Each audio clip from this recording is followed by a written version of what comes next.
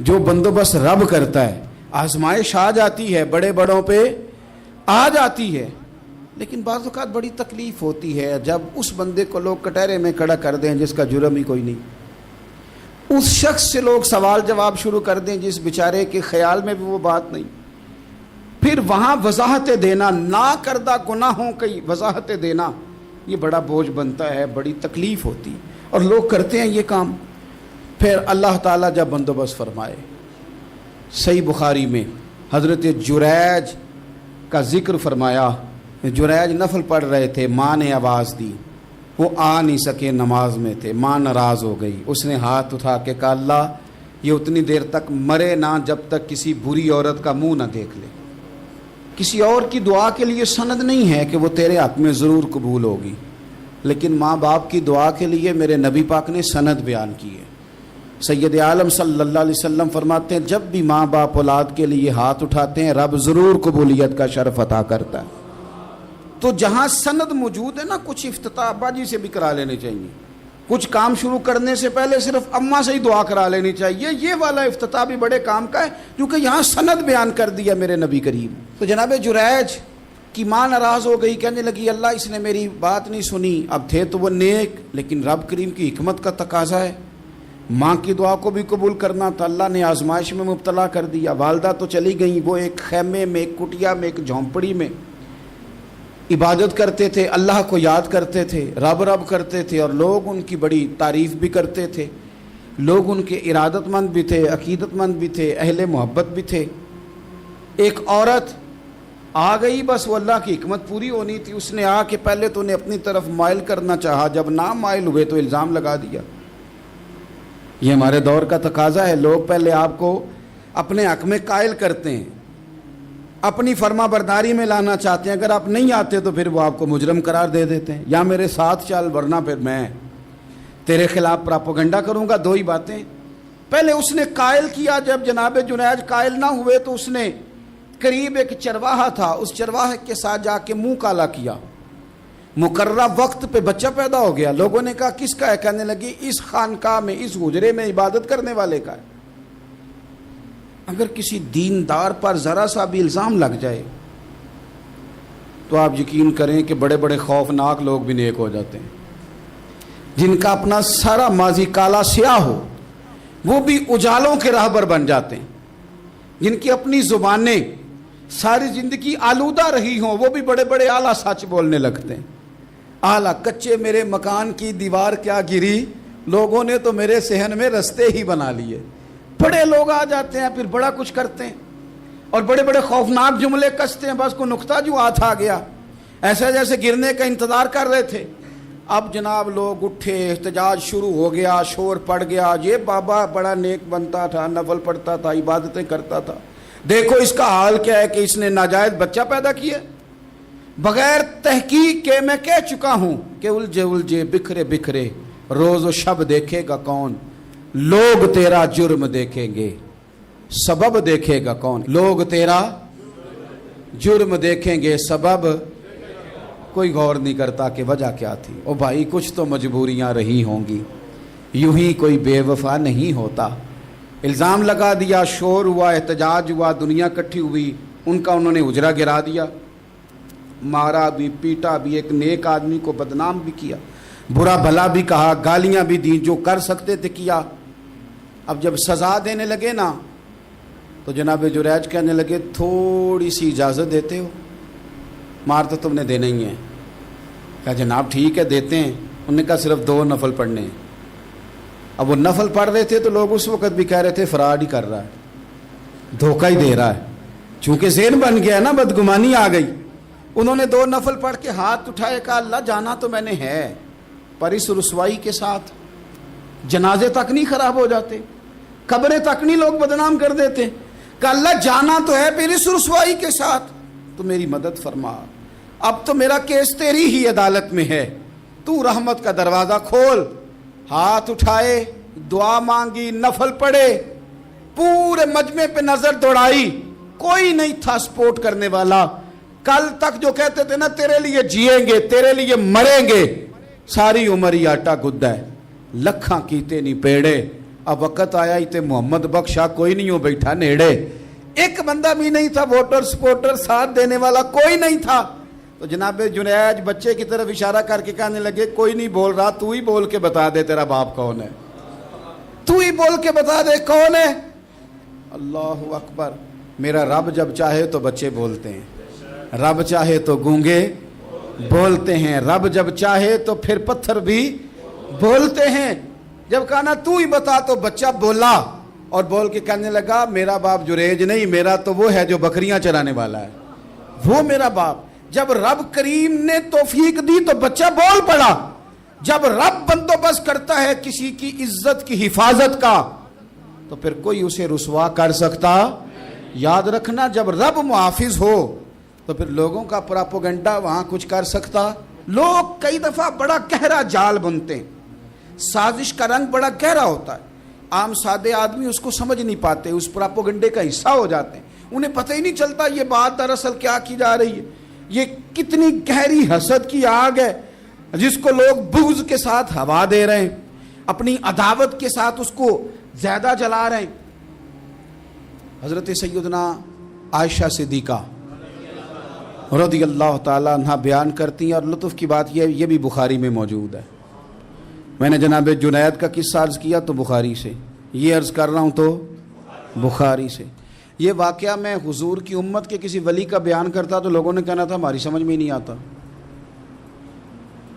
بعض لوگوں کا خیال ہے کہ داتا صاحب کی کرامت بھی نبی پاک کی بیان کریں. او خدا کے بندوں کو خیال کرو، داتا صاحب تو کئی سو سال بعد آئے ہیں، وہاں اگر کوئی کرامت ہوگی تو حضور بیان کریں گے. اگر نبی کریم نے پچھلے بنی اسرائیل کے ولیوں کی کرامتیں بیان کر کے تمہیں بتائی ہیں تو اس کا معنی یہ ہے کہ اگر وہاں اللہ یہ شان عطا کر سکتا ہے تو تم تو امتوں کی سردار امت ہو، ان پر تو نیرا فضل ہے، تم پر تو رب کا فضل کبیر ہے. تو بس لوگ سمجھنے کو تیار نہیں، پچھلوں کی مان لیتے ہیں. جناب آصف بن برخیہ کی کرامت جو سورہ نمل میں آئی وہ تو مانیں گے، پر غوث پاک کی کرامت یہ پتہ نہیں عجیب فلسفہ ہے، اور کس طرح کا فلسفہ ہے یہ سمجھ سے بالاتار ہے کہ بنی اسرائیل کا کوئی ولی ہو تو اس کی کرامت ہو سکتی ہے اور نبی پاک کی امت کا ہو تو اس کی ہو ہی نہیں سکتی. کیا معنی ہے اس بات کا؟ اور لوگ ہیں کہ داد و تحسین دے رہے ہیں، واہ واہ کر رہے ہیں. اللہ تعالیٰ سمجھنے کی توفیق عطا فرمائے. حضرت عائشہ صدیقہ رضی اللہ تعالیٰ عنہ فرماتی ہیں ایک عورت تھی اور اسے نبی پاک صلی اللہ تعالیٰ علیہ وسلم نے وہ کلمہ پڑھ کے مسلمان ہوئی، مدینہ طیبہ آ گئی تو حضور نے مسجد نبوی شریف میں اس کے لیے مکان، ایک سادہ سا کمرہ ساتھ مسجد کے بنوا دیا، وہیں رہنے لگی. اکثر وہ سیدہ طیبہ کے پاس آتی تو حضرت عائشہ صدیقہ رضی اللہ تعالیٰ عنہ فرماتی ہیں وہ بڑی باتیں سناتی اور آخر میں کہتی وہ ہار والا دن بھی بڑا عجیب دن تھا اور میرے رب کی قدرتوں کا دن تھا، وہ بھی بڑا عجیب دن تھا. سیدہ عائشہ صدیقہ رضی اللہ تعالیٰ عنہ ایک دن فرمانے لگی کہ تو ہار والے دن کا بڑا ذکر کرتی ہے، وہ کیا دن تھا؟ تو خاتون کہنے لگی اماں جی وہ دن تھا جب میرے رب پر بھروسہ اور مضبوط ہو گیا، جس دن میرا اپنے رب پر توکل اور بڑھا، میرے ایمان میں یقین میں اور پختگی آئی. کہنے لگی میں ایک گھر کی کنیز تھی، نوکرانی تھی، اس گھر میں ایک بچی تھی جس کے پاس سونے چاندی ہیرے جواہرات کا ہار تھا. اس زمانے میں نا چمڑے کے اوپر لوگ ہیرے جواہرات لگاتے تھے، کئی دفعہ سرخ رنگ کے چمڑے پہ لگائے جاتے تھے. وہ بچی پہنتی تھی تو کہتی ہوں بچی کے اس نے اتار کے رکھا یا اس سے گرا وہ ہار تو چیل اسے اٹھا کے لے گئی گوشت سمجھ کے اور میرے سامنے اٹھا کے لے گئی. گھر والوں نے مجھ سے پوچھا، یہ بخاری میں موجود ہے، گھر والوں نے پوچھا مجھ سے کہ وہ ہار کہاں ہے تو میں نے کہا چیل اٹھا کے لے گئی. گھر میں کچھ چوری ہو جائے تو سب سے پہلا الزام کس پہ لگتا ہے؟ ملازمین پہ. کہتے انہوں نے مجھے بڑا مارا، بڑی تکلیف تھی، حتیٰ کہ میری شرمگاہ تک کی تلاشی لی، میری عزت اتنی خراب کی میں بتا نہیں سکتی. میں نے اپنی زندگی میں ایک واقعہ دیکھا، ایک امیر گھر میں چوری ہو گئی، ملازم کو اتنا مارا کہ وہ چارپائی پہ پڑ گیا. پولیس والوں سے اتنی مار پروائی گئی کہ وہ بیچارہ چارپائی پہ پڑ گیا اور پھر وہ اتنا بیمار ہوا اور کچھ دنوں کے بعد پتہ چل گیا کہ چور تو اپنا بیٹا ہے ان کا. پھر اس کا انتقال ہو گیا. اب وہ سیٹھ صاحب اور گھر والے آ کے نا مرنے والے کے کان میں معافیاں مانگ رہے ہیں، کان میں. تو میں نے ان سے پھر کہا تھا کہ یہ تو اب چلا گیا ہے، تمہارا زور چلتا تھا نا، تو تم نے قانون خریدا اور تم نے اسے جتنا ہو سکا تم نے اسے مار پڑوائی، تمہارے پاس جو عدالتیں تھیں تم نے وہاں کارروائی کی، اب ایک عدالت قیامت کے دن لگے گی۔ یہ کمزور تھا نا، کچھ کر نہیں سکا۔ میرے نبی پاک صلی اللہ علیہ وسلم نے فرمایا سن لو، اگر سینگ والی بکری نے بغیر سینگ والی بکری کو تکلیف دی ہوگی نا تو قیامت کے دن اسے بھی بدلہ دینا پڑے گا کہ تیرے پاس سینگ تھے اور تو نے اسے مارا تھا۔ وہ خاتون عرض کرتی ہے سیدہ عائشہ کی خدمت میں کہ مجھے بڑا مارا، مجھے تکلیف دی، میں کہہ رہی تھی کہ میرے سامنے چیل لے گئی ہے پر وہ نہیں مان رہے تھے، اماں جی انہوں نے مجھے بڑا مارا۔ حضرت عائشہ صدیقہ کہتی ہیں پھر کیا ہوا؟ کہنے لگی اماں جی جب کوئی میرا مددگار نہ رہا، مجھے تکلیف دے رہے تھے، رسوا کر رہے تھے، تو میں نے اپنے رب سے مدد چاہی، میرے رب کی طرف میں نے توجہ کی، میں نے کہا مالک اب تو ہی میرا مددگار ہے۔ کہتی ہے وہ مجھے مار رہے تھے تو وہ چیل جو ہار لے گئی تھی وہی لے کے واپس آ گئی، اور ہمارے سروں کے قریب لا کے اس نے جب اس ہار کو پھینکا، وہ مجھے چھوڑ کے سائیڈ پہ ہوئے، وہ میری بے گناہی جان گئے، لیکن آپ کو بتاؤں اس دن سے میرا اپنے رب پر یقین اور بڑھ گیا۔ مجھے سمجھ آ گئی کہ جب انسان پورا ٹوٹ جاتا ہے اور جب کوئی چاروں جانب اس کا مددگار نہیں ہوتا تو رب تو ہوتا ہے نا، اللہ تو اس کا مددگار ہوتا ہے نا، وہ تو پھر اپنے اس بندے کی مدد کرتا ہے نا، پھر وہ تو توانائی دیتا ہے نا، وہ تنہا نہیں چھوڑتا، وہ تو آنسوؤں والوں کے آنسوؤں پہ بڑا کرم فرماتا ہے، وہ تو قسم پرسی میں آ جاتا ہے، اس کی رحمت بڑھ کے استقبال کر لیتی۔ تو بھائی جب آپ پر اللہ کی حکمت کے تقاضے پورے ہونے لگیں اور زندگی میں کبھی کوئی ایسا وقت آئے کہ آپ محسوس کریں کہ تنہا رہ گئے ہیں اور کئی اپنے بھی مخالفین کی جماعت میں نظر آنے لگے ہیں، تو اس وقت پھر دل، روح، زبان اور ذہن کو یکجا کر کے سمجھ لینا کہ جب ساری دنیا ساتھ چھوڑ جاتی ہے تو رب کی رحمتیں اس وقت بھی ساتھ رہتی ہیں اور اللہ کی مدد اس وقت بھی بندے پہ کرم نوازی کرتی ہے۔ ایک اور حدیث سنیں، لطف کی بات یہ ہے یہ بھی بخاری میں ہے، یہ بھی واقعہ بخاری میں ہے۔ اللہ اکبر۔ ایک شخص نے نا ایک بندے سے قرض مانگا، اس نے کہا مجھے قرضہ دو، وہ کہنے لگا کہ کتنا قرضہ؟ اس نے کہا 1000 دینار۔ دینار سونے کا ہوتا تھا، درہم چاندی کا ہوتا تھا، 1000 دینار چاہیے۔ اس نے کہا کوئی گواہ ہے تیرے پاس؟ غریب کا گواہ بھی کوئی نہیں بنتا، کبھی الجھ جائے نا کوئی بندہ تو کئی اپنے بھی کہہ دیتے ہیں کہ ہم اس کے قول فعل کے ذمہ دار نہیں ہیں۔ ایک غریب آدمی کو قرض کی ضرورت پڑ گئی، 1000 دینار چاہیے۔ میں کہہ چکا ہوں کہ درہم چاندی کا ہوتا تھا، دینار سونے کا، اب 1000 دینار لینا ہے۔ تو جس بندے سے اس نے کہا، اگرچہ وہ نیک بندہ تھا، اس نے کہا یار 1000 دینار دے دو، تو کہنے لگا کوئی گواہ ہے تیرے پاس؟ وہ کہنے لگا غریبوں کا گواہ کون ہوتا ہے؟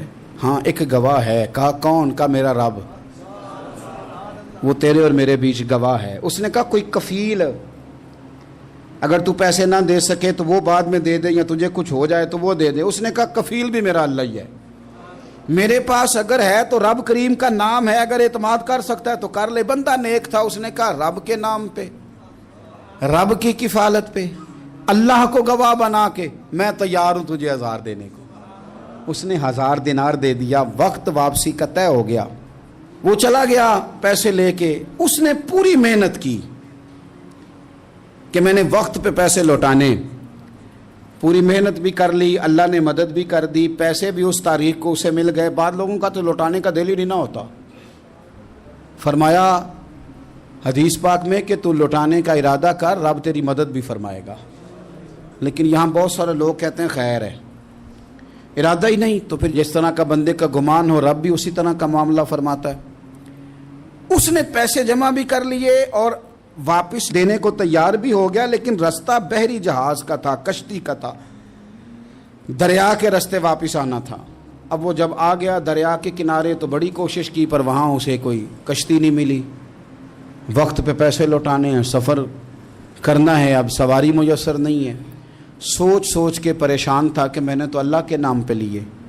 اچانک دل میں ایک تجویز آئی، اس نے ایک لکڑی لی، لکڑی کو اندر سے کھولا، 1000 دینار اس میں بھرا۔ بخاری پڑھ رہا ہوں۔ اور ساتھ ایک خط بھی لکھا کہ یار میں پیسے پہنچانا چاہتا تھا پر مجھے کوئی چیز نہیں ملی دریا کے اس پار آنے، اللہ کے نام پر تیری طرف روانہ کر رہا ہوں۔ اور یہ کہہ کہ وہ لکڑی دریا میں رکھ دی، وہ لکڑی ڈوب گئی ہے، واپس آ گیا۔ وہ جس نے پیسے لینے تھے وہ عین مقررہ وقت پر دریا کنارے آیا، صبح سے سر شام تک اس نے انتظار کیا۔ دل ڈھلنے لگا تو دل میں خیال آ گیا کہ یار نہیں، اس نے دینے ہی نہیں، جھوٹا وعدہ کر گیا، پہنچا ہی نہیں وقت پہ۔ اب جب واپس لوٹنے لگا تو اچانک دریا میں ایک لکڑی تیرتی ہوئی دکھائی دی، کہنے لگا لے جاتا ہوں، شام کو روٹیاں پکانے کے کام آئے گی، ایندھن بنا کے جلا لوں گا، ہنڈیا پک جائے گی۔ لکڑی اٹھا کے جلانے کے لیے گھر لایا، گمان تھا کہ وہ نہیں آیا وعدہ کر کے، اللہ کو کفیل اور وکیل بنا کے اور گواہ بنا کے پھر بھی نہیں آیا۔ لکڑی لے کے گھر گیا، بخاری ہے، اور جب اس کو چیرا نہ کہ میں اس کی آگ جلاؤں گا، کھولا تو اندر سے 1000 دینار بھی نکل آیا، خط بھی نکل آیا۔ اب ذرا سمجھنا، اس کے دل میں بات کس نے ڈالی کہ تو لکڑی میں پیسے ڈال دے؟ اللہ نے۔ اس بندے کو مقررہ وقت پہ کنارے بھیجا کس نے؟ لکڑی صرف اسی کے ہاتھ آئی تو یہ بندوبست کیا کس نے؟ اللہ نے۔ گھر جا کے چیری تو پیسے بحفاظت اس تک پہنچائے کس نے؟ تو پھر ہمیں بھی توجہ اللہ کی جانب ہی کرنی چاہیے، ہمارے پہ دل کی توجہ رب کی طرف ہی ہونی چاہیے نا، ہمیں ادھر ادھر جانے کی، دیکھنے کی، بندوں پر غور کرنے کی ضرورت کیا ہے؟ وہ پیسے پہنچ گئے، یہ وہاں اپنی جگہ پہ پریشان تھا، اس نے 1000 دینار اور جمع کیا۔ پھر دوبارہ ایک دن دریا کنارے آیا، کشتی مل گئی، بیٹھ کے اپنے اس بھائی کے پاس آیا، کہنے لگا دیکھنا مجھ پر بدگمان نہ ہونا، پیسے اس تاریخ کو بھی جمع کر لیے تھے، دریا پہ آیا تھا پر کشتی نہیں ملی تھی، پھر میں نے نا لکڑی میں ڈال کے خط ڈال کے تیری طرف بھیج بھی دیے تھے، لیکن آج میں پھر لے کے آ گیا ہوں۔ وہ کہنے لگا خوش ہو جا، جس رب کو تو نے میرا اور اپنا گواہ بنایا تھا اس رب نے میرے تک پہنچا بھی دیے ہیں۔ جب لوگ اللہ کو گواہ بناتے ہیں، رب کی جانب اپنی توجہ کرتے ہیں، اپنی چاہتوں، خواہشات اور اپنی ساری چٹھیاں اپنے رب کریم کی رحمت کی طرف روانہ کرتے ہیں، پھر اللہ اپنے بندوں کو مایوس نہیں کرتا، اللہ اپنے بندوں کو نواز دیتا ہے، اللہ تبارک و تعالیٰ اپنے بندوں پہ کرم نوازی کرتا۔ او سنگیو، ساری امیدیں سیٹھوں، نوابوں، دنیا داروں سے کیوں وابستہ کرتے ہو؟ ساری توجہات کا مرکز کیوں ان لوگوں کو بناتے ہو جو تمہیں دنیا میں مضبوط نظر آتے ہیں؟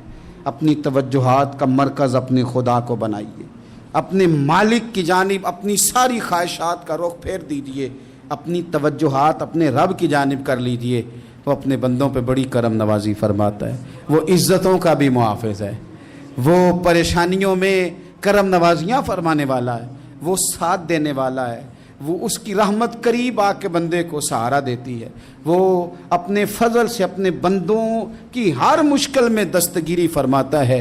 اسیاں سے کبھی ہم نے کنارہ نہ کیا، اور تو نے بھی تو دل آزردہ ہمارا نہ کیا، ہم نے تو جہنم کی بہت کی تدبیر، پر مولا تیری رحمت نے گوارا نہ کیا۔ عدل کریں تے تھر تھر کمبن، اچیاں شانہ والے، تجھے تو فضل کریں تے بخشے جاون، میرے جے منہ کالے، آخر دعوایا ان الحمدللہ رب العالمین۔